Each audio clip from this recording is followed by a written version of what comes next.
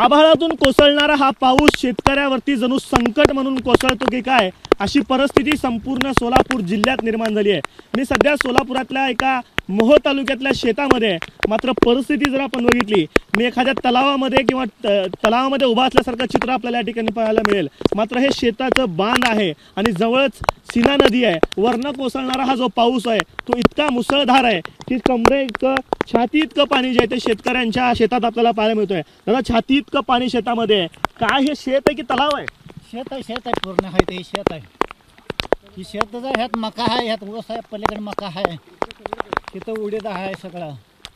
एवढं पाण्यात गेलेलं आहे। आता हे 15 दिवस झाले पाणी येऊन आहे ते असंच परिस्थिती आहे सगळी।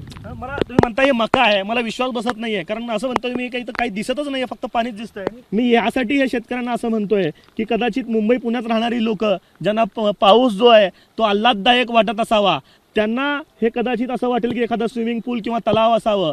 मात्र हे शेत आहे बळीराजाचं आणि ते शेतकरी आपल्याला दाखवत आहेत। ही मक्याची परिस्थिती आहे। छातीपेक्षा जास्त पाणी जे आहे ते शेतात या शिरलेलं आहे। खरं तर मागील महिनाभरात मुसळधार पाऊस सोलापूर जिल्ह्यात होतोय। विशेषतः मोहोळ तालुका असेल, उत्तर सोलापूर, दक्षिण सोलापूरमधली ही परिस्थिती आहे।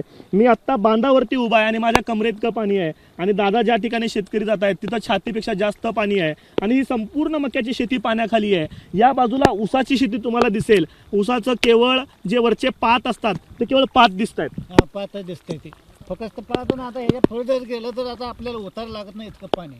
पंचनामे करण्यासाठी कोणी आलं होतं का? कोणाला येत नाही, येत बी नाही, सांगितलं तर बोलवलं तर येत बी नाही। ही सगळ्याचीच परिस्थिती।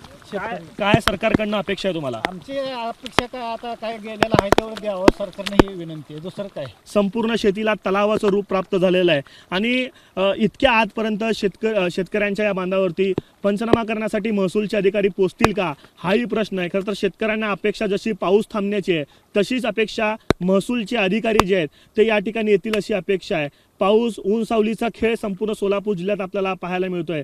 कधी पाऊस पडतोय, कधी ऊन पडतोय आणि यामुळे पिकांचं मोठ्या प्रमाणात नुकसान होत आहे। हाताशी आलेलं संपूर्ण पीक संपूर्ण सोलापूर जिल्ह्यात हजारो हेक्टरवरची शेती ही पाण्याखाली गेलेली आहे। त्यामुळे बळीराजाला अपेक्षा आहे ती सरकारच्या एका मेहर नजरची आणि सरकार काय जे आहे ते आपल्याला या शेतकऱ्यांना काहीतरी मदत करेल अशा अपेक्षेनं हे शेतकरी जे आहेत ते बाळगतायत। तोंडावरती दिवाळी आहे आणि दिवाळी गोड व्हावी अशी अपेक्षा या माध्यमातून आपण देखील करूयात।